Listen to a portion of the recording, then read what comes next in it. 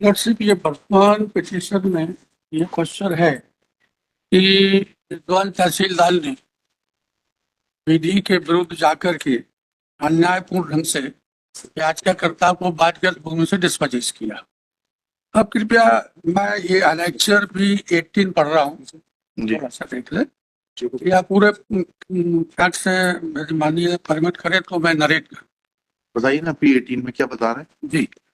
P18 में तो एक रसीद लगी हुई है। सॉरी, मैं बता ये मेरा objection. Before argument, we advanced lordship. In reply in paragraph 2 and 3 में kindly be seen.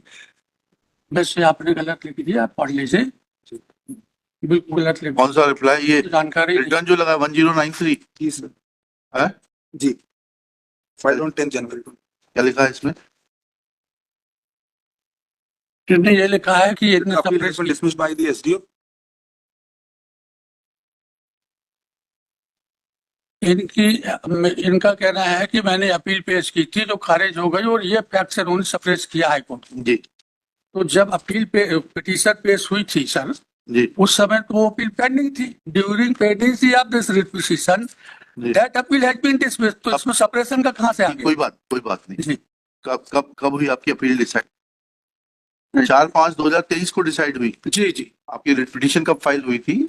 ये सर 6/4/23 को। ठीक है। हाँ सर। लेकिन आपने पेंडेंसी ऑफ दिस अपील के बारे में बताया है रिट पिटीशन में? हाँ सर, ये देखिए आप annexure P1211 In para 2 that it has been mentioned the civil suit and is pending. जी। सिविल सूट में क्या हुआ?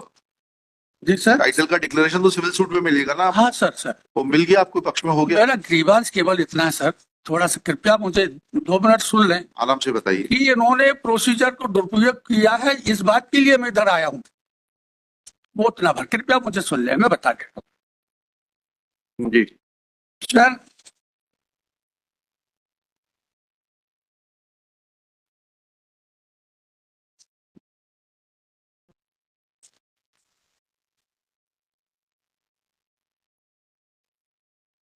ये जयराम सर,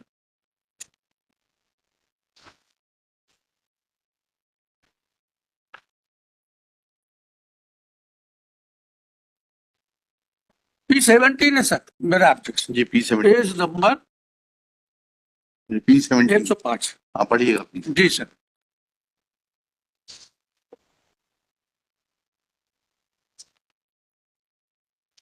सर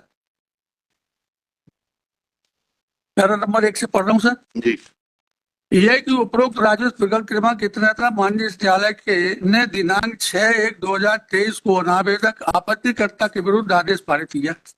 अनावेदक आपत्तिकर्ता भाग्येश मौजक अर्जी की भूमि खसरा नंबर 94 कब्जा आवेदक को 7 दिन के अंदर सौंपे। यह कि माननीय न्यायालय द्वारा पारित आदेश दिनांक 6/1/23 के विरुद्ध अनावेदक आपत्तिकर्ता द्वारा अनुविभागीय अधिकारी महोदय तहसीलदार के समक्ष 1/2/23 को अपील प्रस्तुत की है जो विचाराधीन है। जी यह कि बाधित भूमि के संबंध में अनावेदक आपत्तिकर्ता उनके भ्रातागण बहनों द्वारा अनावेदक उनके सहयोगी राजकुमार पवार नंदलाल बारंगे के विरुद्ध माननीय व्यवहार न्यायालय जबलपुर के समक्ष स्वतः घोषणा और स्थायी निषेधाज्ञा हेतु पूर्व में ही दावा पेश किया जा चुका है। जी जिसका व्यवहार बाद क्रमांक कितना है जी जो कि 24 में व्यवहार न्यायाधीश वरिष्ठ खंड जबलपुर के न्यायालय में विचाराधीन है और उप व्यवहार बाद में विद्वान व्यवहार न्यायाधीश द्वारा पारित आदेश दिनांक 14/3/22 के विरुद्ध माननीय अपील न्यायालय जबलपुर के समक्ष विविध अपील प्रस्तुत की है। जी जिसका नंबर इतना है जो कि 10वीं अपर जिला न्यायाधीश के न्यायालय में विचाराधीन है। यह कि विविध अपील क्रमांक इतने में अनावेदक आपत्तिकर्ता ने अपनी अपील में शीघ्र सुनवाई हेतु एक आवेदन प्रस्तुत किया है और साथ में एक आवेदन अंतर्गत आदेश 41 नियम 27 विवाह प्रक्रिया संहिता का प्रस्तुत किया जिसके द्वारा अनावेदक आपत्तिकर्ता ने उक्त विविध अपील में माननीय न्यायालय द्वारा पारित आदेश दिनांक 6/1/23 के सत्यप्रति अभिलेख पर लिए जाने की प्रार्थना की है। अनावेदक आपत्तिकर्ता उक्त आवेदन का आवेदक रमेश कुमार पवार ने 24/1/23 को जवाब प्रस्तुत किया और आवेदक ने उक्त जवाब में लिखा है कि बाधित भूमि उन्होंने दिनांक 10/1/23 को श्रीमती प्रतिजा चंसोरिया, श्रीमती नंदिता शुक्ला और संतोष सिंह परिहार को विक्रय करती है। अब मैं माननीय न्यायालय का ध्यान उधर ले जाना चाहता हूं कि जिस तारीख में हमको डिस्पजेस कर रहे हैं या जिन्होंने ये आवेदन 250 का दिया था, हालांकि उसमें 250 का उल्लेख नहीं है, खाली यह है कि इनको डिस्पजेस करके हम कब्जा दें, उस डेट में ये मालिक नहीं थे, ये किसी अन्य व्यक्ति को बेच चुके हैं। तो धारा 250 का प्रावधान कैसे लागू होगा और कैसे उसके तहत में उन्होंने तहसीलदार साहब ने हमको डिस्पजेस किया। ठीक है, आपका पॉइंट वैलिड है, जी लेकिन ये बताइए कि आपका टाइटल कहाँ है? हाँ, ये अब तहसीलदार के टाइटल का जो इशू है सर, जी, वो हमारा सूट डिसाइड हो रहा है। हमारा कहना यह है कि ये मेरी पैतृक संपत्ति है, तो सूट अभी पेंडिंग है ना? अभी पेंडिंग है तो सूट में जो ये कह देंगे पार्टीज टू मेंटेन सर, मगर जो इस तरीके से हमारे साथ व्यवहार हुआ है, इसके लिए कुछ होगा कि नहीं होगा सर? नहीं, इसके लिए इस मिसलिनियस पिटीशन में कुछ नहीं होगा। जी ठीक है, हाँ। इसके लिए आपको क्या करना चाहिए था? सिविल कोर्ट से इंजंक्शन लेना चाहिए था, ठीक है सर, वो नहीं मिला। वो नहीं मिला आपको, जी। बात खत्म हो गई। अब आगे तो और देखें क्या क्या हो गया है। नहीं नहीं, नहीं, नहीं। Waste time, sorry, you are now wasting time. क्यों सर? सिंपल सी बात है, हाँ, जो भी कुछ होगा इस जमीन के संबंध में वो व्यवहार न्यायालय के आदेश के अनुसरण में होगा। That is the only thing which can be observed by this court, and till then parties to maintain status quo as it exist today, nothing beyond it. तो श्री लाट से मेरी बात सुनिए, हाँ, उस केस में डायरेक्शन तो कर दे कि कम से कम वो उसका रूप परिवर्तित न करे। आप ये अगर नहीं समझने को तैयार हैं तो कुछ नहीं किया जा सकता।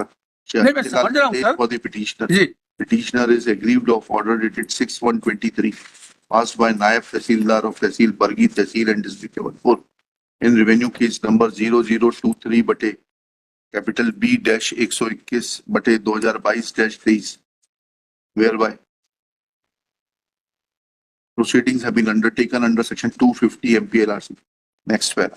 Reading from annexure P17, petitioner's contention is that firstly his civil suit is pending, and secondly when the respondent had already sold the land to Srimati Pratija Chansoria, comma Srimati Nandita Shukla and Santosh Singh Parihar by its sale deed dated 10/1/2023, then no proceedings could have been undertaken under section 250 MPLRC at the instance of the original owner, original seller, full stop. However, looking to the next para, however, after giving conscious thought to the pleadings and the record available, comma, it is evident that title of the parties is required to be determined before the honorable civil court, learned civil court, where the civil suit is pending. Full stop. In view of such facts, it is directed that all the actions of the revenue authorities will be subject to the outcome of the said civil suit. Full stop. Till then, parties to maintain